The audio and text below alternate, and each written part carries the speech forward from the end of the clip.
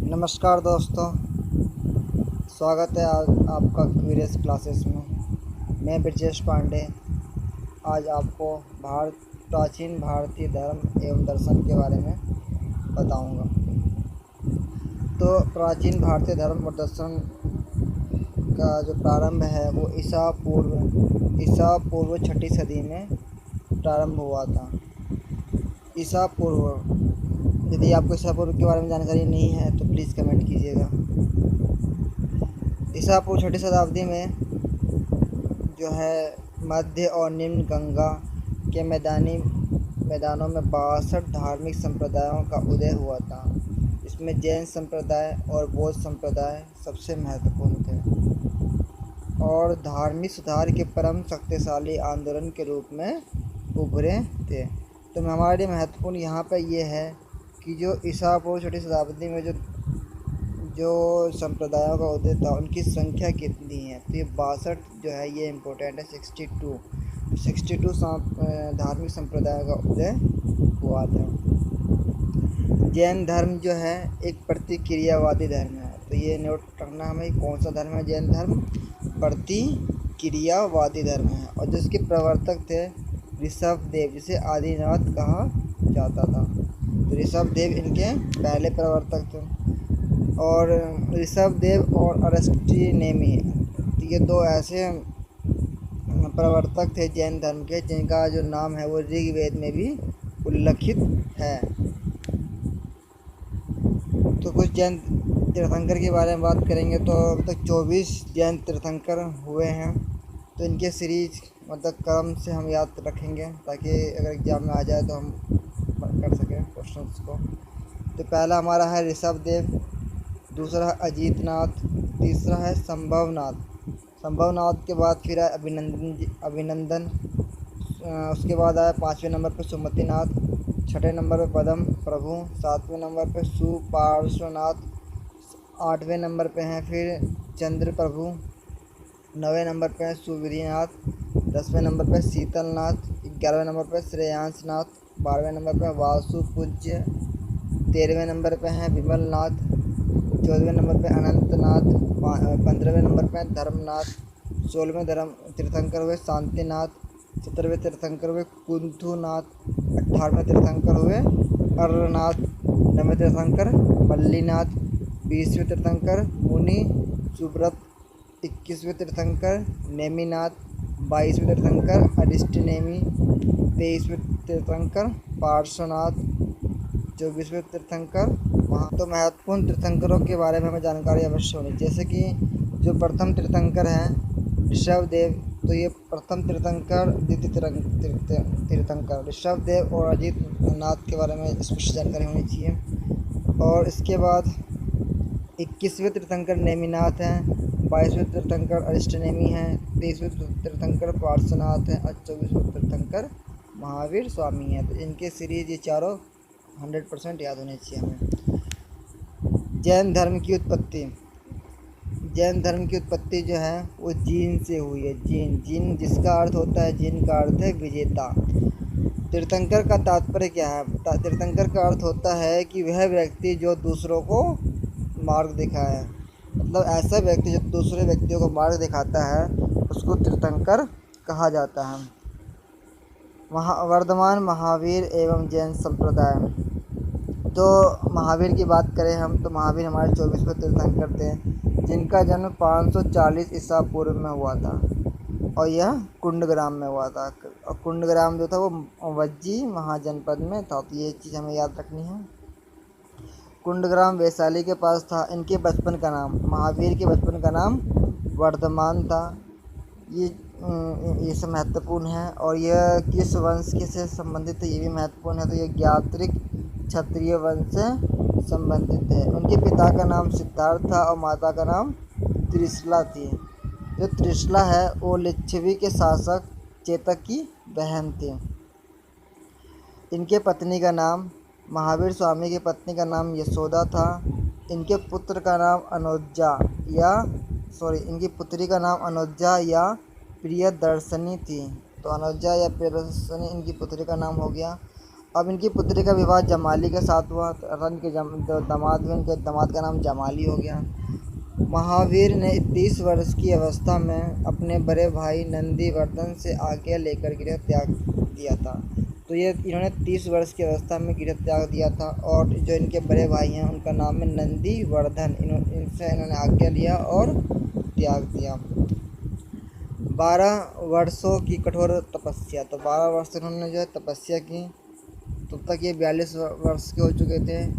तो इन्होंने तपस्या कहाँ की थी, तो जिरिम्बिक ग्राम में, जिरिम्बिक ग्राम में तपस्या की थी, रिज्जुपालिका नदी के पास, रिज्जुपालिका नदी के तट पर, साल वृक्ष के नीचे, साल का वृक्ष था उसके नीचे इन्हें केवल्य ज्ञान प्राप्त हुआ। जिन्हें ज्ञान प्राप्त हुआ इसको जैन धर्म में केवल्य कहा जाता है। जब ज्ञान प्राप्त हुआ तो उसके बाद वे जीन कहलाए, जीन या विजेता कहलाए। और महावीर से पहले 23 तीर्थंकर हो चुके थे, इसके बारे में हमने पढ़ लिया है। तो जो महावीर स्वामी हैं ये 24वें तीर्थंकर हुए। महावीर के अन्य नाम हैं जो कि महत्वपूर्ण आते हैं, जैसे महावीर के अन्य नाम है जीन, अर्हत, निर्गंथ, केवलीन, नाथपूत, नाथपूत। तो नाथपूत जो है ये सब महावीर स्वामी के नाम थे। महावीर का निधन, तो महावीर स्वामी का निधन जो है वो 72 वर्ष की अवस्था में 468 ईसा पूर्व में हुआ था। और पावापुरी राजगीर में जो है, राजगीर में है पावापुरी, वहाँ पे इनका निधन हो चुका था। और पावापुरी कहाँ है, मल्ल जो है महाजनपद है, वहाँ पे मल्ल के शासक थे सुस्तपाल के राज्य में। दोस्तों सुस्तपाल जो था शासन करता था। अब जैन धर्म के सिद्धांत के बारे में अध्ययन करेंगे। जैन धर्म के 5 व्रत हैं। जैन धर्म के कितने व्रत हैं हमें याद रखना चाहिए। जैन धर्म के 5 व्रत हैं। 5 व्रत कौन कौन से हैं? अहिंसा, सत्य, अस्तेय, अपरिग्रह, ब्रह्मचर्य। अहिंसा अर्थात हिंसा नहीं करना, मतलब किसी भी जीव को काटना नहीं, पीटना नहीं, मारना नहीं, किसी का मर्डर नहीं करना। तो ये अहिंसा हो गया पहला महाव्रत।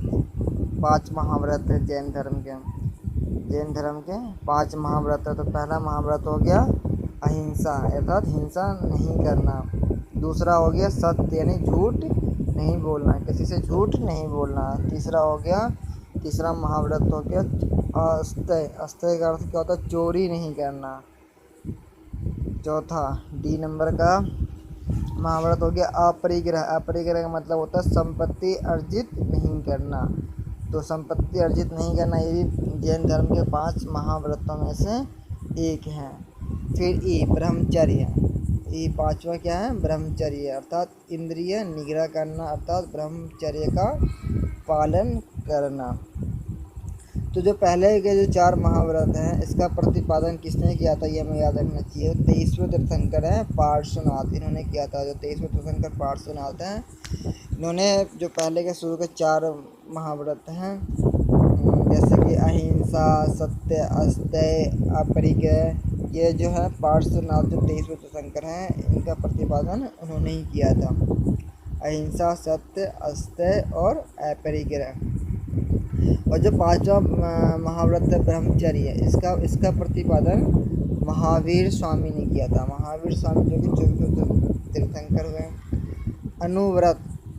अनुव्रत गृहस्थ जीवन में रहने वाले जैनियों के लिए महाव्रत में कठोरता कम थी, इसीलिए इन्हें अनुव्रत कहा जाता था। तो अनुव्रत जो है, जो व्यक्ति गृहस्थ जीवन में रहता था, जो जैन लोग थे जो गृहस्थ जीवन में रहते थे, उनके लिए जो थी कठोरता का थोड़ा सा उसमें उदार कर दिया गया, कम कर दिया गया। इसीलिए जो जैनी लोग हुए इन्हें क्या कहा गया? अनुव्रत कहा गया। अब हम बात करते हैं जैन धर्म के 3 रत्न के बारे में। तो जैन धर्म के 3 रत्न जैसे त्रिरत्न कहा जाता था, और इसके द्वारा जो है मोक्ष की प्राप्ति की जा सकती थी। जो जैनियों के द्वारा ऐसा दावा किया जा सकता था कि इसके द्वारा मोक्ष की प्राप्ति की जा सकती थी। तो पहला त्रिरत्न पहला है सम्यक ज्ञान, दूसरा है सम्यक ध्यान, तीसरा है सम्यक आचरण। तो सम्यक ज्ञान, ध्यान और आचरण। पहले आपको ज्ञान करना है, ज्ञान के बाद क्या करना है, फिर ध्यान करना है। ध्यान करना है, आपका ध्यान होना चाहिए अच्छा। पहले ज्ञान करोगे तभी तो ध्यान करोगे, जब ज्ञान रहेगा तब ध्यान करोगे। उसके बाद आपका आचरण, आचरण भी कैसा होना चाहिए, उत्तम होना चाहिए आचरण। अब बात करेंगे स्यादवाद की। तो स्यादवाद हमें याद रखना है, स्यादवाद क्या है। तो स्यादवाद जो होता है जैन धर्म के अनुसार 7 नए, यानी 7 नए का मतलब आंशिक ज्ञान होता है, आंशिक ज्ञान होता है जिन्हें हम क्या कहते हैं, स्यादवाद। यानी आंशिक ज्ञान जो 7 होते हैं, ये नंबर हमें याद रखना है 7। स्यादवाद 7 नए आंशिक ज्ञान होते हैं जिन्हें स्यादवाद कहते हैं। और स्यादवाद को हम अनेकांतवाद भी कहते हैं। स्यादवाद को क्या कहते हैं, अनेकांतवाद या फिर सप्तभंगी भी कहते हैं। क्या कहते हैं, सप्तभंगी। तो स्यादवाद, अनेकांतवाद या सप्तभंगी सब एक ही चीज़ है, ठीक है, याद रखना है। अब बात करेंगे हम संलेखना। तो संलेखना एक विधि है। संलेखना क्या है, यह एक विधि है जिसमें निराहार या निर्जल रहकर प्राण का त्याग किया जाता है। तो संलेखना से प्राण को त्यागा जाता है। चंद्रगुप्त जो मौर्य थे, जो मौर्य वंश के जिन्होंने स्थापना की थी, उन्होंने भी संलेखना विधि से अपने प्राण त्यागे थे। देवताओं का अस्तित्व। जैन धर्म ने देवताओं के अस्तित्व को स्वीकारा, यानी इसका मतलब है अस्तित्व को तो स्वीकारा है जैन धर्म में, लेकिन इसमें कंडीशन है। जो देवताओं का जो अस्तित्व है वो जीन के नीचे है, यानी जीन का स्थान सबसे ऊपर रखा है। सबसे ऊपर किसका स्थान है, जीन का स्थान है। जीन के बाद किसका स्थान है, देवताओं का स्थान है, ठीक है। तो पहले जीन का स्थान है, उसके बाद देवताओं का स्थान है। अर्थात जैन धर्म के लोगों ने देवताओं को अस्तित्व को स्वीकारा है। हम बात करेंगे वर्ण व्यवस्था की। तो महावीर के अनुसार पूर्व जन्म में अर्जित पुण्य या पाप के अनुसार ही किसी का जन्म उच्च या निम्न कुल में होता है। तो महावीर जो स्वामी थे उन्होंने क्या बताया, अगर कोई व्यक्ति का जो पूर्व जन्म है, पहले क्या पूर्व जन्म की बात हो रही है यहाँ पे, अगर किसी का जन्म पुण्य या पाप होगा तो उसी के अनुसार उच्च या निम्न कुल में उसका जन्म होता है। जैन धर्म का प्रसार। जैन धर्म का प्रसार कैवल्य, जैसे ज्ञान को कैवल्य कहा जाता है। प्राप्ति के बाद महावीर ने अपना प्रथम उपदेश राजगृह में विपुचल पहाड़ी के पास दिया। तो यहाँ ये चीज़ इम्पोर्टेंट है कि महावीर स्वामी का प्रथम उपदेश कहाँ पे दिया गया, तो राजगृह। महावीर स्वामी का प्रथम उपदेश राजगृह। यदि हमारे ऑप्शन में राजगृह ना हो तो ये होगा विपुचल की पहाड़ी, विपुचल पहाड़ी या फिर राजगृह, दोनों में से कोई एक होगा हमारे ऑप्शन में। तो महावीर स्वामी ने अपना प्रथम उपदेश राजगृह में दिया था। इनके प्रथम शिष्य कौन बने, तो इनके प्रथम शिष्य इनके दामाद बने, जिनका नाम क्या था, जमाली था, ठीक है। जमाली इनके प्रथम शिष्य बने।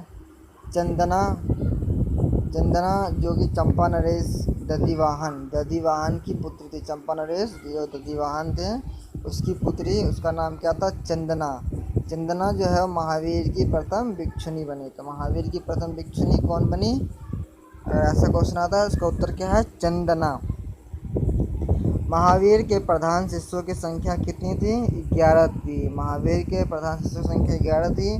शिष्यों को क्या कहा जाता था, जो इनके प्रधान शिष्य थे इनको गंधर कहा जाता था।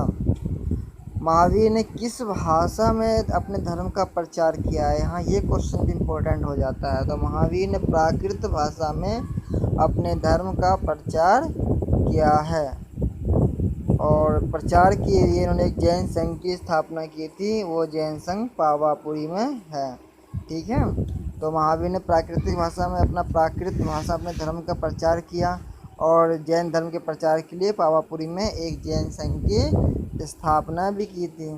और इनके प्रमुख शिष्यों के नाम, जो प्रमुख शिष्य इनके कौन कौन से थे, प्रमुख शिष्यों में इनके आगे आनंद, सुरदेव, कामदेव, कुंडल कौलिया, ये सब इनके कौन थे, प्रमुख शिष्य थे।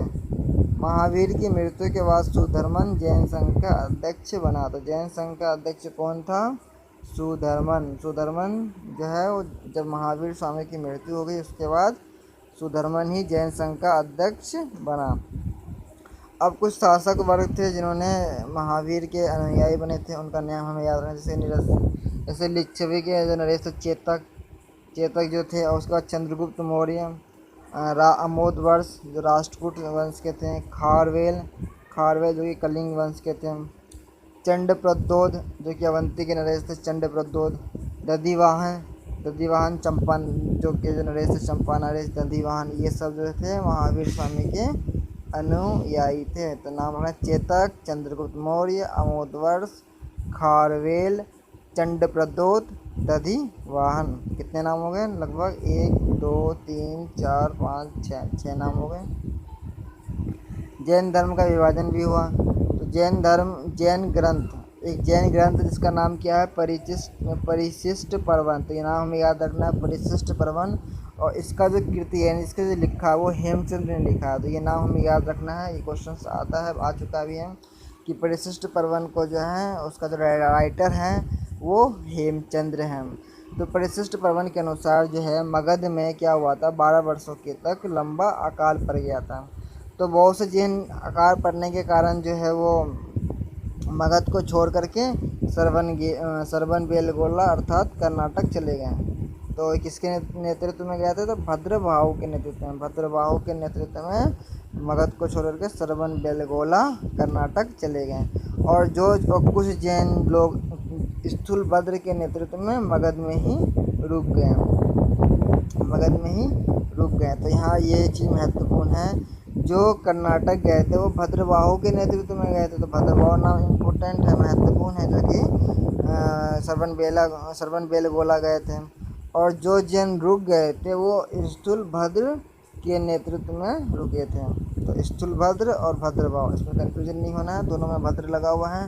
पहले में भद्र लगा हुआ है तो ये लोग चले गए थे, जो बाद में भद्र लगा हुआ है तो वो लोग रह गए थे। इस तरीके से हम याद रख सकते हैं। अकाल समाप्त होने पर जब भद्रबाहु और उनके समर्थक मगध लौटे तो स्थानीय लोगों से उनका मतभेद हो गया। उन्होंने पाया कि स्थानीय लोगों ने जैन धर्म का पालन नहीं किया है। तो क्या मतलब, जो स्थानीय लोग हैं जो रह चुके थे उन्हें ऐसा लगा कि उन्होंने जैन धर्म का पालन नहीं किया है। किससे लगा ऐसा? भद्रबाहु और उनके समर्थकों को लगा कि भद्रबाहु चले गए थे।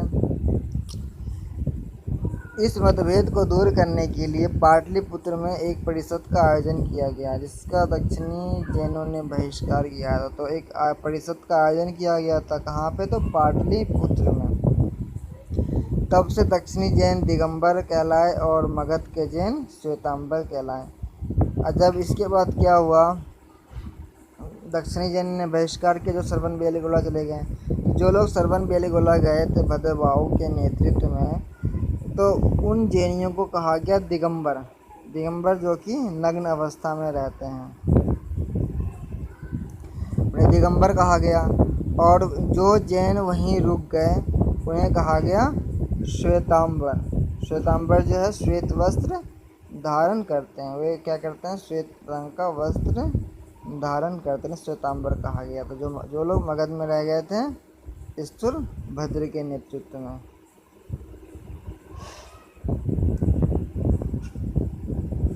प्रथम जैन संगीति यानी 2 जैन संगीति हुई थी, तो इसके बारे में हम देखते हैं।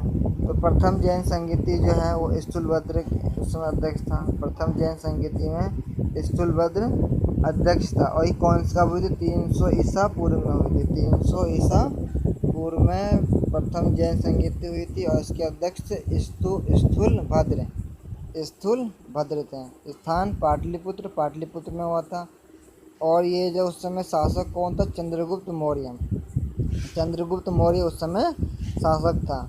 और प्रथम जैन संगीति के बाद जो है जैन धर्म श्वेतांबर और दिगंबर में बट गया। जैन धर्म की शिक्षाओं का संकलन 12 अंगों में किया गया। तो ये 12 अंग जो ये महत्वपूर्ण है कि इसी में जैन धर्म की शिक्षाओं का संकलन किया गया 12 अंगों में। तो 12 अंग हमें याद रखना है। अब दूसरी जो जैन संगीति हुई 512 ईस्वी में हुई। तो 512 ईस्वी में हुई थी। और इस समय जो अध्यक्ष था वो देवाधिधर्मनी या क्षमा श्रवण था। देवाधिधर्मनी या क्षमा श्रवण। ये अध्यक्षता दूसरी जैन संगति में कहाँ पे हुआ था? वल्लभी, गुजरात में हुआ था। और इसके परिणाम स्वरूप क्या हुआ? जैन ग्रंथों को अंतिम रूप से लिपिबद्ध किया गया था। और ये किस समय हुआ था? गुप्त काल में। गुप्त काल में हुआ था दूसरा जैन संगति। और पहला जैन संगति मौर्य काल में हुआ था कि चंद्रगुप्त मौर्य कौन था? राजा था। हम बात करते हैं जैन साहित्य की। तो जैन साहित्य को आगम कहा जाता था। जैन साहित्य को आगम कहा जाता था। जैन साहित्य को आगम कहा जाता था जिसमें क्या था? 12 अंग, जिसे हमने बताया था अभी थोड़ी देर पहले, जिसमें 12 अंग थे, 12 ही उपागम थे। 12 अंग, 12 उपांग, 12 उपांग, 10 प्रकीर्ण थे। 10 क्या थे? प्रकीर्ण थे। 6 छेद सूत्र थे। 6 छेद सूत्र थे। 4 मूल सूत्र थे। तो इस प्रकार में याद रखना है कि जो जो उनका जैन साहित्य था उसे आगम कहते थे। क्या कहते थे उसको? आगम कहते थे। ये आगम याद रखना है। फिर 12 अंग, 12 उपागम, 10 प्रकीर्ण, 6 छेद और 4 मूल सूत्र। जो जैन धर्म के जो ग्रंथ हैं वो अर्धमागधी भाषा में लिखे गए हैं। जो ठीक है, तो ये अर्ध प्राकृतिक भाषा में अपने प्रसार करते थे, लेकिन इनका ग्रंथ जो है वो अर्धमागधी में लिखा गया है। भद्रबाहु ने कल्पसूत्र को संस्कृत में लिखा है। तो कल्पसूत्र जो है उसको संस्कृत में किसने लिखा है? भद्रबाहु ने लिखा, जो कि श्रवण बेलीगोला चले गए थे। प्रमेय कमल मार्तंड की रचना प्रभात चंद्र ने की है। तो प्रभात चंद्र ने भी रचना की है। किसकी रचना की है? प्रमेय कमल मार्तंड। भगवती सूत्र। भगवती सूत्र जो है वो भगवान महावीर स्वामी के जीवन पर प्रकाश डालता है। और भगवती सूत्र में 16 महाजनपदों के बारे में भी बताया गया है। तो ये भगवती सूत्र पुस्तक हमारे लिए महत्वपूर्ण हो गया, बहुत ज़्यादा महत्वपूर्ण हो गया, क्योंकि इसके अंदर 16 महाजनपदों के बारे में भी बताया गया है। और जो भगवती सूत्र में जो है महावीर स्वामी के जीवन पर भी प्रकाश डाला गया है। जो जैन भिक्षु थे, ये आचार नियमों का उल्लेख, इनके आचार नियमों का उल्लेख जो वो आचरांग सूत्र में किया गया। आचरांग सूत्र में आचार नियमों का उल्लेख किया गया है। परिशिष्ट पर्वन। परिशिष्ट पर्वन के बारे में बताया था कि परिशिष्ट पर्वन जो है इनकी रचना किसने की थी? हेमचंद्र ने की थी। अब हम बात करते हैं बौद्ध धर्म की। इसी के साथ हम बौद्ध धर्म को भी देख लेते हैं। बौद्ध धर्म के संस्थापक जो हैं वो कौन थे? गौतम बुद्ध थे। गौतम बुद्ध जो हैं वो बौद्ध धर्म के संस्थापक थे, जिनका जन्म 563 ईसा पूर्व में हुआ था। और कपिलवस्तु पिपरहवा में 563 ईस्वी पूर्व में 563 ईसा पूर्व में गौतम बुद्ध का जन्म हुआ था। और जो कपिलवस्तु है वो नेपाल की तराई में लुम्बिनी देही में पड़ता है। ठीक है, जो कपिलवस्तु है तो नेपाल के तराई में लुम्बिनी देही में पड़ता है। गौतम बुद्ध के पिता का नाम जो था वो शुद्धोधन था। गौतम बुद्ध के पिता का नाम शुद्धोधन था, जो कि कपिलवस्तु के गणतांत्रिक शाक्यों के प्रधान थे। और जो गौतम बुद्ध की जो माता थी उनका नाम माया देवी था। और जो माया देवी है वो कौशल राजवंश की कन्या थी। तो कौशल राजवंश की माँ हो गई गौतम बुद्ध की माता। गौतम बुद्ध की माता का देहांत हो गया तो इनकी मौसी जो थी महाप्रजापति, तो महाप्रजापति गौतमी ने गौतम बुद्ध का लालन पालन किया। इनकी पत्नी का नाम, अर्थात गौतम बुद्ध की पत्नी का नाम यशोधरा था और इसके पुत्र का नाम राहुल था। अब एक आता है बौद्ध धर्म में एक टर्म है महाविनिष्क्रमण। तो ये याद रखना है, महाविनिष्क्रमण जो है जब गौतम बुद्ध ने गृह को त्याग लिया था, तो गृह त्याग की जो घटना होती है उसी को महाविनिष्क्रमण कहा गया है। 29 वर्ष की अवस्था में उन्होंने घर त्यागा था। और इन्होंने घर त्यागने से पहले 4 दृश्य देखे थे। 4 दृश्य को देखने के कारण इन्होंने घर त्याग दिया था। पहला दृश्य देखा था इन्होंने वृद्ध व्यक्ति को देखा था, दूसरा रोगी को देखा था, तीसरा मृतक को देखा था, चौथा सन्यासी को देखा था। हमें सीरीज क्रम से रखना है। पहला वृद्ध व्यक्ति, दूसरा रोगी, तीसरा मृत व्यक्ति, चौथा सन्यासी। पहले वृद्ध को देखा, फिर रोगी को देखा, फिर मृतक को देखा और लास्ट में सन्यासी को देखा, जिसके कारण वो भी सन्यासी ही के राह पे चल दिए। बुद्ध के गृह त्याग का प्रतीक, तो इनके गृह त्याग का प्रतीक जो है क्या है, घोड़ा है। इनके घोड़े का नाम क्या था, कंथक, और सारथी का नाम क्या था, चन्ना। चन्ना इनके सारथी का नाम था। ज्ञान प्राप्ति में इनके गुरु जो थे वो प्रथम गुरु कौन थे इनके, आलार कलाम। तो गौतम बुद्ध के प्रथम गुरु आलार कलाम थे। इन्होंने संन्यास काल में शिक्षा प्राप्त की। रुद्रक रामपुत्र उनके एक और गुरु थे। तो एक और गुरु मतलब रुद्रक रामपुत्र भी गौतम बुद्ध के गुरु ही थे। बुद्ध ने उरुवेला यानी बोध गया में निरंजना नदी के तट पर कठोर तपस्या की तथा सुजाता नामक लड़की के हाथों खीर खाकर उपवास तोड़ा था। तो इन्होंने तपस्या कहाँ की थी, उरुवेला बोध गया में निरंजना नदी के किनारे। किसके, निरंजना नदी के किनारे। और जो इन्होंने खीर खाई थी उस लड़की का नाम क्या था, सुजाता। 35 वर्ष की आयु में वैशाख पूर्णिमा के दिन बोध गया में एक पीपल वृक्ष के नीचे उन्हें ज्ञान प्राप्त हुआ, जिसे संबोधि कहा गया। तो यहाँ से महत्वपूर्ण चीज़ें क्या हैं कि 35 वर्ष की आयु में इन्हें ज्ञान प्राप्त हुआ, वैशाख पूर्णिमा का दिन था, पीपल के वृक्ष के नीचे, और बोध गया में इन्हें ज्ञान प्राप्त हुआ। जब उन्हें ज्ञान प्राप्त हुआ तो उस ज्ञान को क्या कहा गया, संबोधि कहा गया, संबोधि। तो ये हमें संबोधि याद रखना है। बौद्ध धर्म में क्या कहा गया, संबोधि। तब से वे बुद्ध अर्थात प्रज्ञावान कहलाए। उसके बाद उन्हें बुद्ध ज्ञान प्राप्ति होने वाले बुद्ध, गौतम बुद्ध को बुद्ध या फिर प्रज्ञावान कहा जाने लगा। पीपल के वृक्ष को क्या कहा जाने लगा, बोधि वृक्ष। पीपल के वृक्ष को बोधि वृक्ष कहा जाने लगा। बुद्ध को तथागत, वस्तुओं के वास्तविक जानकार, मैत्रेय और शाक्य मुनि भी कहा जाता है। तो गौतम बुद्ध के अन्य नाम हो गए जैसे तथागत, मैत्रेय, शाक्य मुनि, ये सब किसके नाम हो गए, गौतम बुद्ध के। तथागत का मतलब क्या होता है, वस्तुओं के वास्तविक जानकार। अब हम बात करते हैं धर्म चक्र परिवर्तन की। तो बुद्ध ने अपना प्रथम जो ज्ञान दिया था उसी को धर्म चक्र परिवर्तन कहा जाता है। तो धर्म चक्र परिवर्तन के लिए पहला प्रवचन उन्होंने कहाँ दिया था, हमें ये देखना है। तो पहला प्रवचन जो है उन्होंने ऋषिपत्तनम अर्थात सारनाथ में दिया था। ऋषिपत्तनम सारनाथ में गौतम बुद्ध ने अपना पहला प्रवचन दिया था।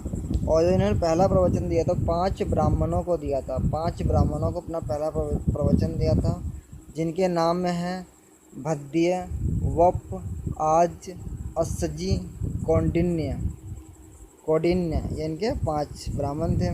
आनंद बुद्ध का प्रिय शिष्य था। तो बुद्ध का प्रिय शिष्य आनंद था तथा बुद्ध आनंद को ही संबोधित करके अपने उपदेश देते थे। तो गौतम बुद्ध जो है अपने उपदेश देने के लिए आनंद को संबोधित करते थे।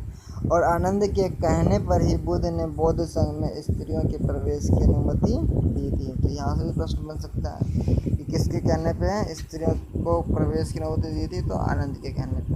और जो पहली जो स्त्री थी उसका नाम क्या था, महाप्रजापति गौतमी, जो बुद्ध की माता यानी मौसी थी, उसी को सर्वप्रथम बौद्ध संघ में प्रवेश मिला था। बुद्ध से संबंधित महत्वपूर्ण घटनाएं और एवं उनके प्रतीक, जैसे हाथी जो है, जैसे कि जब गौतम बुद्ध माता के गर्भ में आए थे तो प्रतीक क्या उनका, हाथी। बुद्ध का जन्म के रूप में प्रतीक क्या है, कमल। गृह त्याग के प्रतीक है घोड़ा। ज्ञान प्राप्ति के लिए प्रतीक है बोधि वृक्ष। प्रथम उपदेश के लिए प्रतीक है धर्म चक्र। इंद्रियों पर विजय के लिए प्रतीक है भूमि स्पर्श। महापरिनिर्वाण का प्रतीक है एक करवट सोना। तो महापरिनिर्वाण क्या है, आइए इसको हम समझते हैं। तो महापरिनिर्वाण में क्या होता है कि गौतम बुद्ध जो है स्वर्गवासी हो जाते हैं। तो इस 80 वर्ष की अवस्था में 483 ईसा पूर्व में चुंद नामक एक कर्मकार के हाथों सूकर यानी सुअर का मांस खाने से कुशीनगर, अर्थात ये कुशीनगर जो मल्ल महाजनपद में पड़ता था, इसे कुशीनगर भी कहते हैं, में स्वर्गवासी हो गए। इसी घटना को महापरिनिर्वाण कहा गया। तो हमें याद रखना है क्या, ये 80 वर्ष, ये 483 ईसा पूर्व, ये चुंद नामक कर्मकार, या कुशीनगर, ये चीज़ें हमें याद रखनी है। कुशीनगर जो कि मल्ल महाजनपद में था, इसके कारण जहाँ उन्हें वहाँ परिनिर्वाण प्राप्त हुआ था। बुद्ध की मृत्यु के बाद उनके अवशेषों को 8 भागों में बांटकर 8 स्तूपों का निर्माण किया था। बुद्ध के कितने स्तूप थे? 8 स्तूप। और उनके अनुयायी, बुद्ध के अनुयायी जो हैं वो जैसे कि आनंद, उपाली, सारिपुत्र, जीवक, अजातशत्रु जो कि मगध के नरेश थे, अशोक, देवदत्त, घोषाल, महाप्रजापति गौतमी, बिंबिसार की पत्नी क्षेमा, सुनंदा, यशोधरा, प्रसेनजीत, कौशल नरेश थे। ये सब जो हैं बुद्ध के अनुयायी थे। बुद्ध का भ्रमण, बुद्ध ने लगातार भ्रमण कर केवल वर्षा ऋतु छोड़कर 40 साल तक उपदेश दिया। यानी बुद्ध जो है लगातार भ्रमण किए हैं, लेकिन वर्षा ऋतु में वो क्या करते थे? विश्राम करते थे। तो इन्होंने कितने साल तक उपदेश दिए हैं? 40 साल तक। सर्वाधिक उपदेश कहाँ दिए? ये भी क्वेश्चन आता है। सर्वाधिक उपदेश जो है वो कौशल प्रदेश की राजधानी श्रावस्ती में दिए हैं। तो सर्वाधिक उपदेश कहाँ दिए हैं? कौशल की राजधानी श्रावस्ती में। बौद्ध धर्म के सिद्धांत, बुद्ध ने अपने अनुयायी के लिए आचार नियम निर्धारित किए थे, जिन्हें विनय भी कहा जाता है। विनय, आचार नियम अर्थात विनय। आर्य सत्य ने, बुद्ध ने सांसारिक दुखों के संबंध में 4 आर्य सत्य का उपदेश दिया था। दुख समुदाय, दुख निरोध, गामिनी प्रतिपदा। तो ये चारों का हमें क्रम से याद रखना है। पहला दुख हो गया, 4 आर्य सत्य में पहला क्या हो गया? 4 आर्य सत्य में पहला हो गया दुख, दूसरा हो गया दुख समुदाय, तीसरा हो गया दुख निरोध, और चौथा हो गया दुख निरोध गामिनी प्रतिपदा। इसे चारों क्रम से याद करना है हमें सीरीज में। दुख समुदाय, दुख निरोध गामिनी प्रतिपदा। अष्टांगिक मार्ग, बुद्ध ने दुख को निवृत्ति के लिए अष्टांगिक मार्ग बताया है, यानी अष्टविध साधन। ये 8 साधन कौन कौन से, आइए हम देखते हैं। पहला है सम्यक दृष्टि, दूसरा है सम्यक संकल्प, सम्यक वाक्य, सम्यक कर्मांत, सम्यक आजीव, सम्यक व्यायाम, सम्यक स्मृति, सम्यक समाधि। निर्वाण, बौद्ध के अनुसार यदि कोई व्यक्ति इन 8 मार्ग का अनुसरण करता है तो अपना लक्ष्य अर्थात निर्वाण प्राप्त जरूर करेगा। निर्वाण जो है बौद्ध धर्म का परम लक्ष्य है। इसका अर्थ क्या होता है? दीपक का बुझ जाना। निर्वाण का लक्ष्य दीपक का बुझ जाना अर्थात जीवन मरण के चक्र से मुक्त हो जाना। 10 सील, निर्वाण को और सरल बनाने के लिए बुद्ध ने 10 सीलों का भी प्रतिपादन किया है। 10 सील कौन कौन से हैं? अहिंसा, सत्य, अस्तेय, चोरी नहीं करना, पराये धन का लोभ नहीं करना, नशे का सेवन न करना, स्त्रियों से दूर रहना, दुराचार से दूर रहना, असमय भोजन नहीं करना, सुगंधित पदार्थ वर्जित, आभूषणों का त्याग। ये 10 सील हैं। त्रिरत्न, बुद्ध धर्म के 3 रत्न हैं। पहला बुद्ध, धम्म और संघ।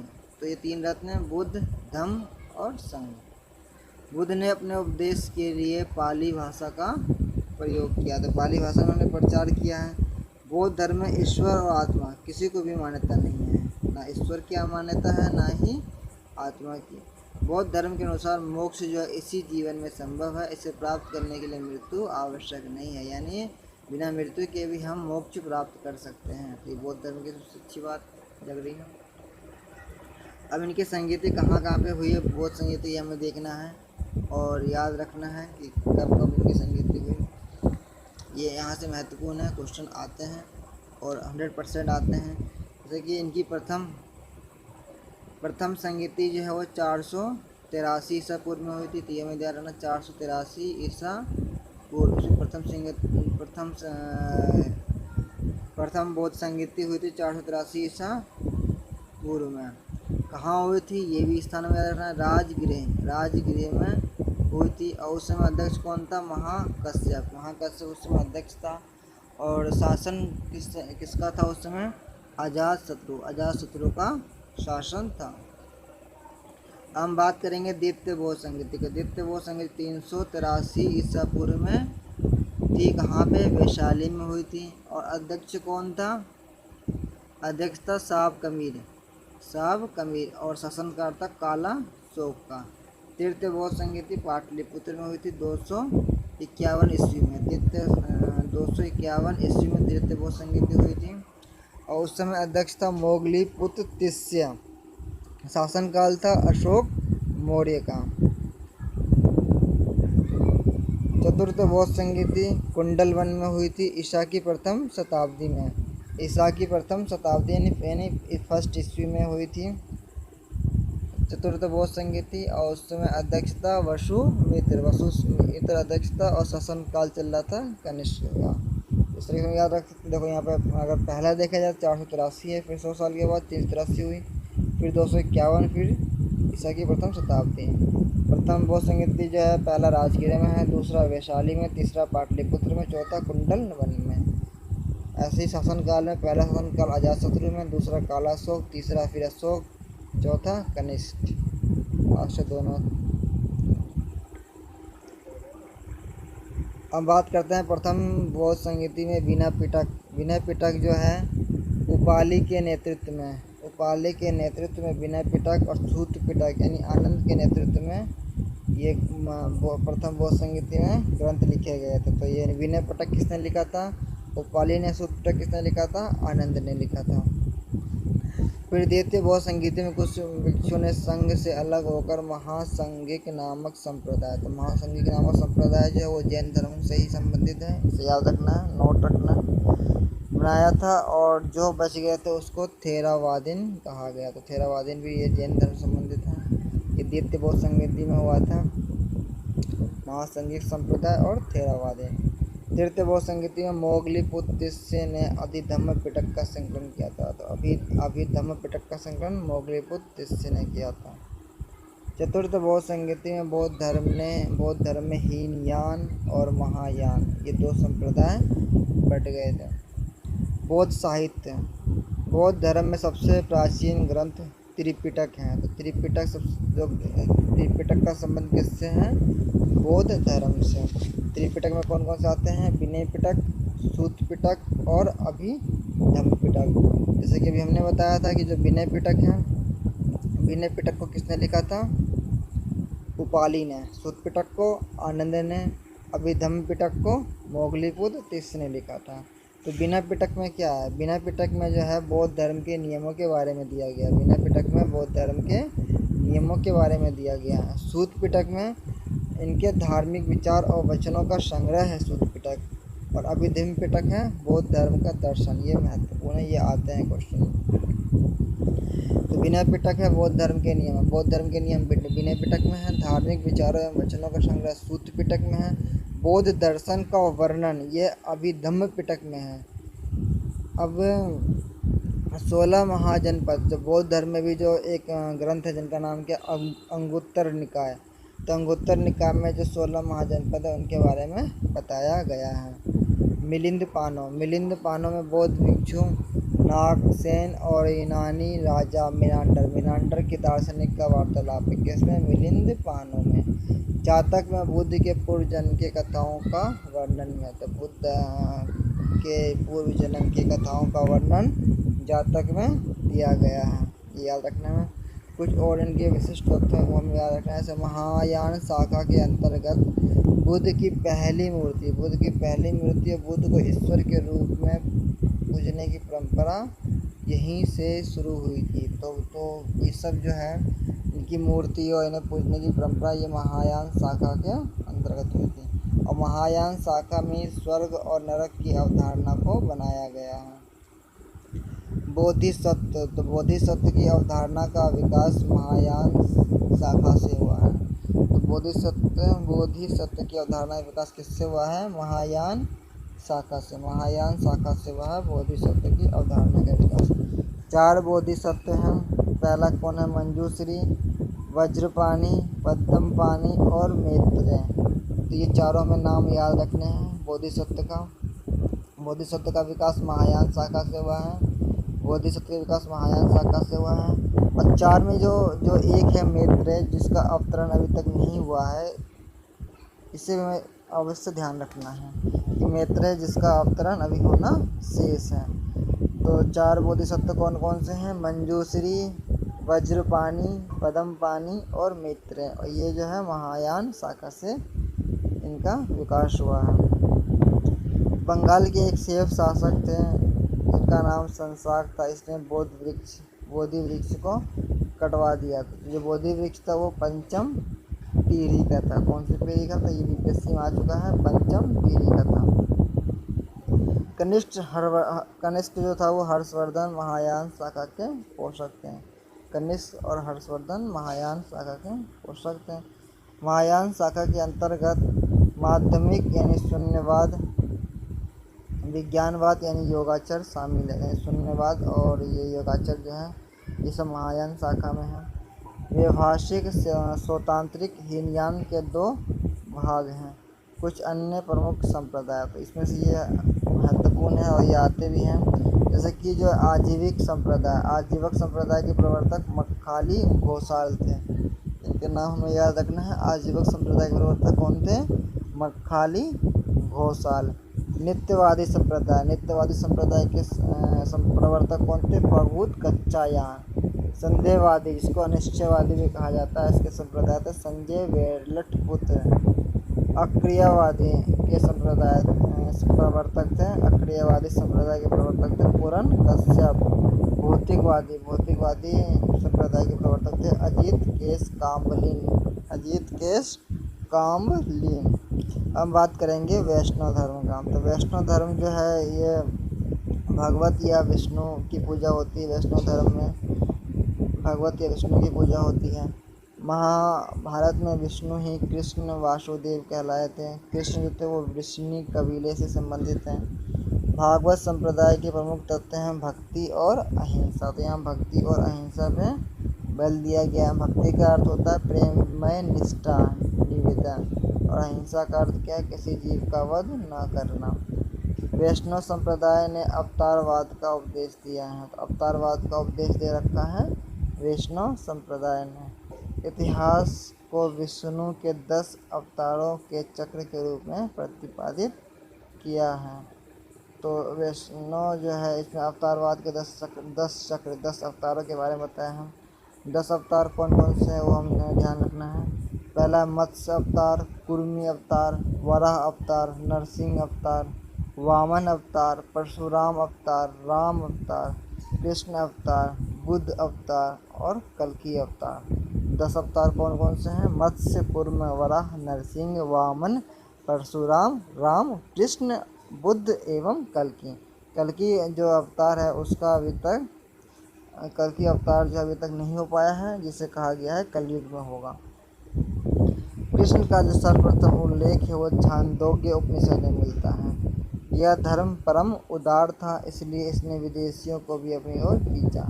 वैष्णव धर्म का सर्वाधिक विकास जो गुप्त काल में हुआ। इस चीज़ को हमें नोट रखना है कि सबसे ज़्यादा वैष्णव धर्म का विकास किस काल में हुआ है? गुप्त काल में।